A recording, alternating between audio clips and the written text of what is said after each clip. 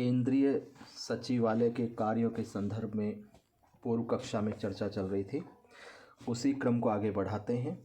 अगला बिंदु है केंद्रीय सचिवालय के कार्यों के क्रम में नीति एवं कार्यक्रम निष्पादन का पर्यवेक्षण, सुपरविजन।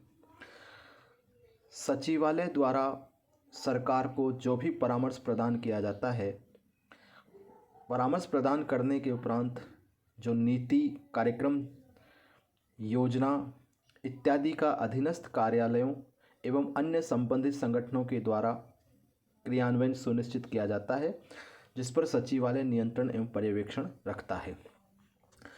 प्रत्येक परियोजना योजना की प्रगति का प्रबोधन यानी मॉनिटरिंग और मूल्यांकन भी करना भी मंत्रालय का दायित्व है।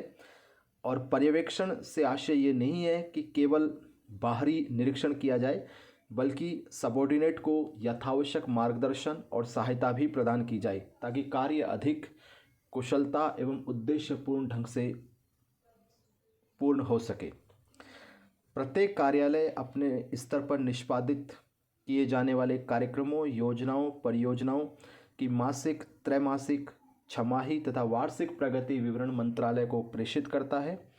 इसके अतिरिक्त आकस्मिक दौरों, निर्देशों, परिपत्रों, संशोधनों, सुझावों इत्यादि के माध्यम से भी सचिवालय पर्यवेक्षण करता है। अगला है समन्वय स्थापित करना।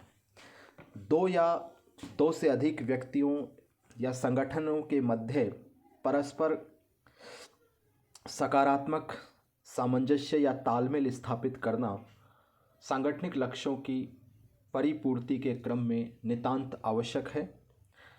Professor JD. मूने ये कहते हैं, या प्रोफेसर जे.डी. मूने के कथनानुसार समन्वय जो है वो संगठन का प्रथम सिद्धांत है, या समन्वय संगठन का प्रथम नियम है।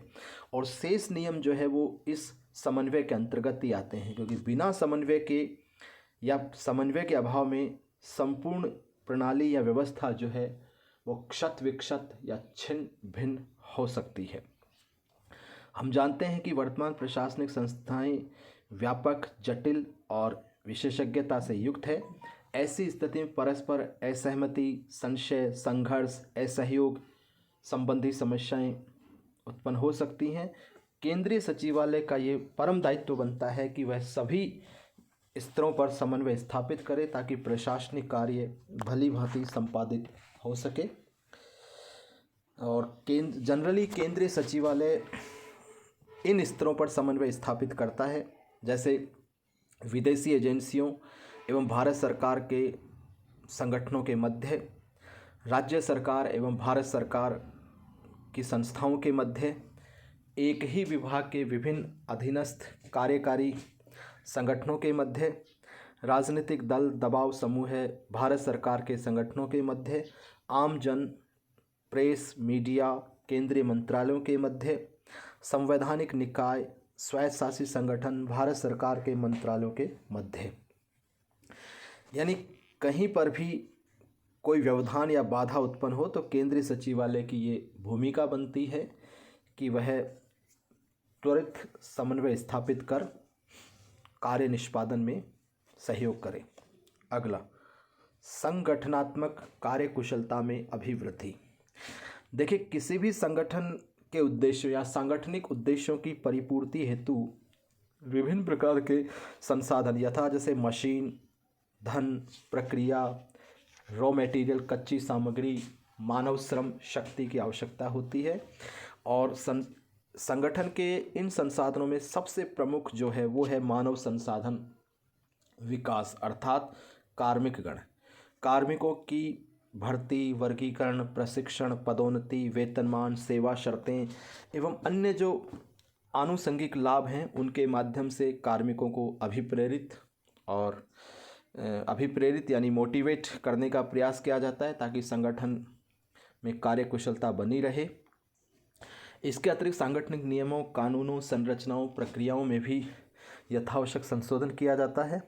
और प्रत्येक मंत्रालय अपने विभाग, अधीनस्थ कार्यालयों, संलग्न कार्यालयों में कार्य जो कार्मिक हैं, उनके माध्यम से सांगठनिक कुशलता का स्तर बनाए रखने का प्रयास करते हैं। अगला है मंत्रीगण को परामर्श एवं सहायता प्रदान करना। वास्तविक अर्थों में देखा जाए तो सचिवालय का जो प्रधान कार्य है वो है इसकी संबंधित मंत्रालय के मंत्रियों को प्रशासनिक सहायता तथा परामर्श प्रदान करना।